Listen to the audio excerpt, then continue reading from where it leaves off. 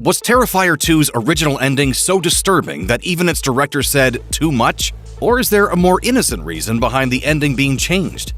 The Halloween season may be behind us, but Terrifier 2 fever is still going strong. For well over a month, the hardcore splatter flick has become a box office sensation in the world of independent horror, along with ushering in the era of the mega slasher, according to horror director Mike Flanagan. When it comes to the killer whose presence has garnered the most attention and disgust this year, look no further than the sadistic Art the Clown.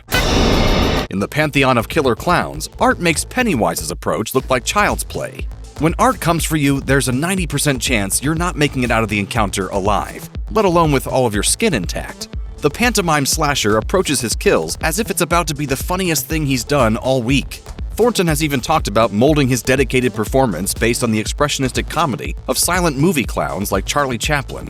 Over the span of 2.5 hours, which is usually unheard of for a slasher flick, Art torments a teenage girl named Sienna, who shares a mysterious connection with the demon clown, along with all of her friends and family. Around the time that we reach the film's gory climax at the Terrifier haunted attraction, you're waiting for Sienna to finally give Art a taste of his own medicine. And boy does she let him have it.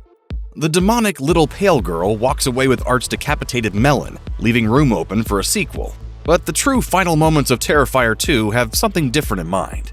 In the film's mid-credits scene, we see a security guard, played by wrestler Chris Jericho, and a nurse working the graveyard shift on Halloween night at the Miles County Psychiatric Hospital.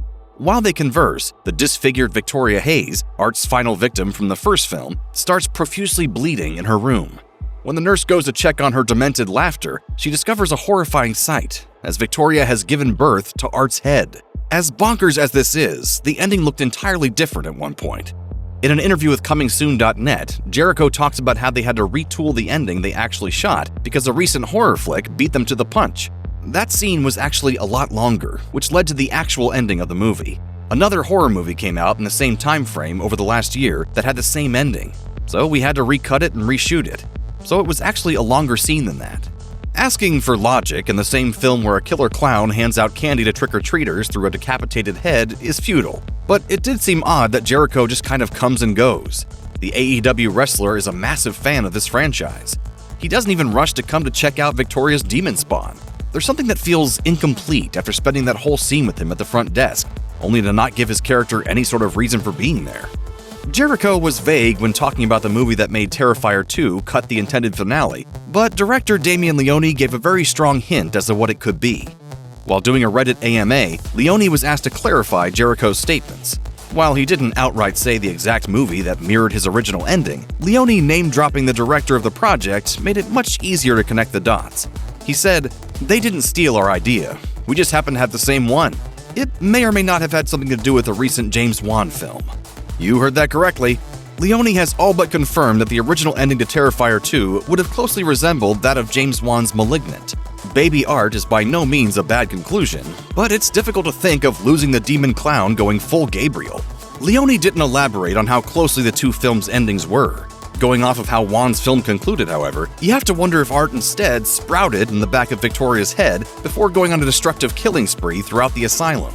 It's easy to see why Leone went in a different direction, though. Terrifier 2 is its own grimy beast of a grindhouse flick. Stay back. Stop, please, stop! Stay away from me! Folks will remember the grotesque mutilations as an extension of Art, but Malignant is also its own thing. In the span of a year, Gabriel has been embraced as a figurehead of the horror community. There's truly no separating the parasitic killer from that incredible police station rampage. With that said, it would be very interesting to see what Leone exactly had in mind for Art's final impression with whatever footage still exists. Here's hoping we get to see it someday.